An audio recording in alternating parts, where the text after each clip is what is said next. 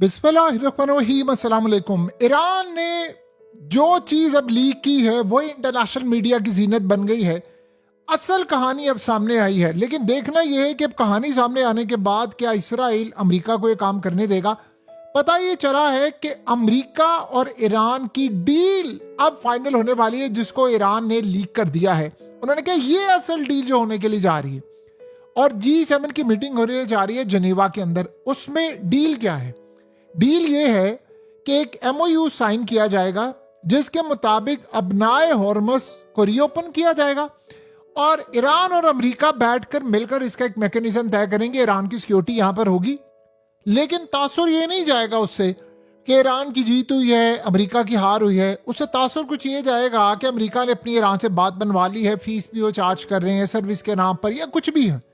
उसके बाद जो तेल की जो पाबंदियां लगी हुई हैं, वो तेल बेच सकता है, चाहे वो इंडिया को बेचे, चाइना को बेचे, पाकिस्तान को बेचे, तो तेल वो बेच सकते हैं। उन पर एक पाबंदी जो लगी हुई है उसमें रिलीफ मिलना शुरू होगा।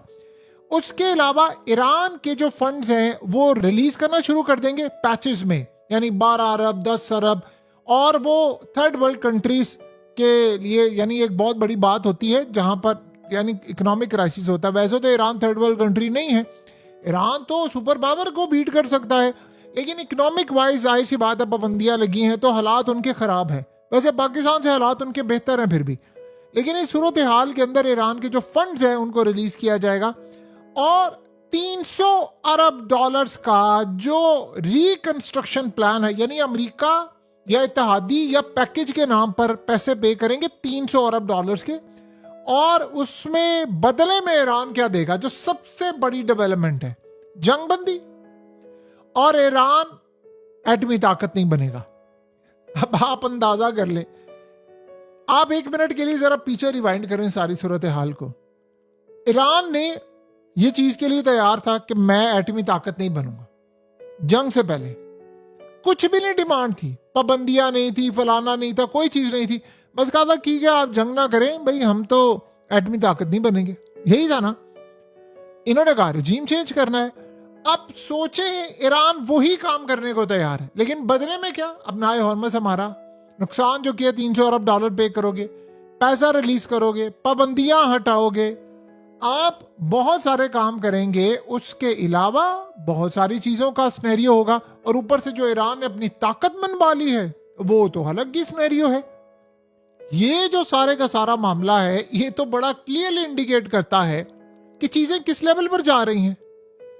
अमेरिका के लिए इस वक्त किसी प्रोटोकॉल की, कोई चीज की अब ईरान के यहाँ अहमियत नहीं है, और ये असल में वो तय है। लेकिन मसला ये है कि अब इस सूरत हाल में इसराइल का रिएक्शन वो तो ये काम नहीं होने देगा। चले इसराइल को एक चीज का रिलीफ मिल गया, मिसाल के तौर पर कि जी अमेरिका ने इसको कह दिया कि मैं उसको एटमी ताकत नहीं बनने दूंगा, और उसमें प्रोटोकॉल क्या है ये समझे। प्रोटोकॉल ये है कि ईरान का जो यूरेनियम है वो ईरान में ही रहेगा, लेकिन वो इंटरनेशनल एटॉमिक एजेंसी जो है उसकी सुपरविजन में रहेगा, वो निगरानी करेंगे, और वो इस तरह की निगरानी होगी जिसमें वो क्लियरली बताएंगे। उसमें ऑफ कोर्स इसराइल और अमेरिका के बंदे होते हैं, यानी इसराइल के तो नहीं होंगे, लेकिन जो अमेरिका में रहने वाले हैं वो भी इसराइल के लिए काम करते हैं, तो वो क्लियरली बताएंगे कि ईरान एटमी ताकत बन रहा है या नहीं बन रहा। और उसमें चाइना और रशिया भी रोल प्ले करेंगे उसमें ये बताने में कि ईरान एटमी ताकत नहीं बन रहा, यानी ईरान एटमी ताकत नहीं बन रहा। इस चीज की अब डोनाल्ड ट्रंप डील करना चाह रहा है, वरना डोनाल्ड ट्रंप को छोड़े नेतन्याहू ने रिसेंटली अपनी स्पीच में कहा कि हम पर ईरान ने एटमी हमला किया है। याद है ना आपको, हम पर ईरान ने एटमी हमला किया और हमने एटमी हमला रोका। उस रात को उन्होंने कहा जी वो न्यूक्लियर वॉर है। यानी क्या लेवल है इनका झूठ बोलने का। डोनाल्ड ट्रंप उफ क्या कमाल बंदा है, यानी झूठों का आईजी। नेतन्याहू वो उससे बड़ा झूठों का आईजी। यानी इन्होंने जिसे कहते हैं ना हदें क्रॉस की हुई हैं। हर ऐसा झूठ बोलेंगे, ऐसा झूठ बोलेंगे कि कायनात की तमाम चीजें शर्मा जाए इनके आगे। ये इतना झूठ बोलते हैं, इतना झूठ बोलते हैं, इनका लेवल ही कोई और है, ये कोई और ही मखलूक है, ये कायनात में कहीं और ही किसी जगह जाकर बसते हैं। तो इस सूरत हाल में अब हो ये रहा है कि ईरान ने 12 इस चीज की तस्दीक की है कि ये मामला हो रहा है। अगर ये डील है तो लॉटरी है ईरान के लिए। न्यूक्लियर वो पहले भी नहीं बन रहे थे, वो अलग बात है कि वो जब चाहे बन सकते हैं। अब हुआ क्या, आपने देखा ईरान ने अमेरिका के अड्डे उड़ा दिए। पहले कल ये कह रहे थे कि जी वो फंड जो है वो ईरान के। ये अजीब सूरत हाल है कि अमेरिका के अंदर भी ऐसा लग रहा है 4-5 ग्रुप्स कोई काम कर रहे हैं। वो कुछ और कह रहा है, ट्रम्प कुछ और कह रहा है, बाकी कुछ और कह रहे हैं। पागल हो चुके हैं सारे। इस वक्त सबसे बड़ा चैलेंज और सबसे बड़ा मरहला अब ये आया हुआ है कि अमेरिका इस पूरी की पूरी लड़ाई के अंदर जो सारे का सारा सिनेरियो देख रहा है, प्रोटोकॉल देख रहा है, चीज़ें देख रहा है, वो बड़ा ही कोई अजीब लेवल का मामला है। कुल मिलाकर अगर हम इस सूरत हाल का जायजा लें तो हमें एक बात अच्छी तरह समझ आती है कि मोमेंटम लूज कर रहा है अब अमेरिका। ईरान पीछे हट नहीं रहा और बार बार एक ही बात ईरान कहता जा रहा है कि मीडिया में जो चीजें आ रही है हम उसको उन्होंने कहा देखें, आप लोग जो बार बार ट्रंप डील की बात करता है, ईरान की बात करता है, तो आप एक बात समझ क्यों नहीं लेते? अपना हॉर्मस हमने नहीं देना, ये ज़हन में रखें। हमारा नुकसान पूरा आप करेंगे, हमें पैसे आप देंगे, हमारे फंड्स आप रिलीज करेंगे और पाबंदियां हटाएंगे। डे फर्स्ट से उन्होंने कहा पत्थर पर लकीर है ये तमाम चीजें, और उसके बदले में हम आपको क्या देंगे? ठीक है, हम एटमी ताकत नहीं बनेंगे, बस बात खत्म। तो उसके अलावा उन्होंने कहा जो भी डील की बात है वो खत्म है। अब आप ये सोचें कि इस सारी की सारी सूरत हाल में खित्ते के ममालिक क्या कह रहे हैं। आपको पता है खित्ते के ममालिक भी तैयार हो गए इस बात के लिए कि ठीक है, ईरान अगर चार्ज करता है अपना हॉर्मस से तो कर ले, हमें कतन कोई एतराज नहीं है। उसकी रीजन क्या है? वो सिस्टम तो चलेगा। देखें, पहले उन्होंने कोशिश की अपोज करने की, लेकिन बात नहीं बन सकी क्योंकि ना अमेरिका आया, ना अमेरिका का किसी ने साथ दिया, और जंग की सूरत हाल ही है कि पूरे खित्ते की टूरिज्म तबाही होगी। कतर ने स्टेप इन किया। स्टेप इन करके कतर ने कहा कि देखे ये लड़ाई यहां पर रुक जाए तो बेहतर है, वरना सबको तबाह होना पड़ेगा, हम सब के सब तबाह हो जाएंगे। कतर देखिए रात को अमेरिका जो अटैक करने वाला था, अब आप सोचे गैस फील्ड आप उड़ा दें, आप तेल उड़ा दें, आप तमाम चीजें उड़ा दें, तो आपने बाकी पीछे छोड़ना क्या है? कुल मिलाकर अगर हम इस सूरत हाल का जायजा लें तो हमें एक बात बड़ी अच्छी तरह समझ आती है कि चीजें अब मुकम्मल तौर पर खराब हो रही हैं और अमेरिका इस लेवल पर चला गया है कि जहां पर अब उसको देखिए निकलना है इस लड़ाई से, लेकिन उसने अटैक भी कर दिए। 4 दिन उसने अटैक किए, चारों दिन ईरान ने पलटकर अटैक किए।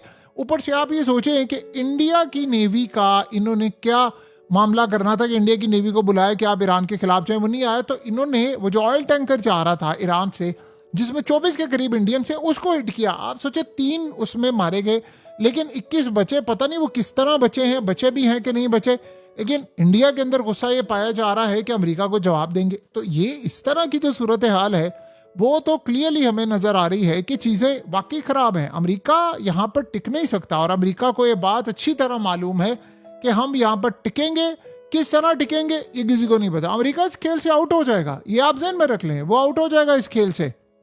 उसके पास अपने आप को बचाने के लिए कोई प्रोटोकॉल नहीं है, कोई सूरत हाल नहीं है, कुछ नहीं है।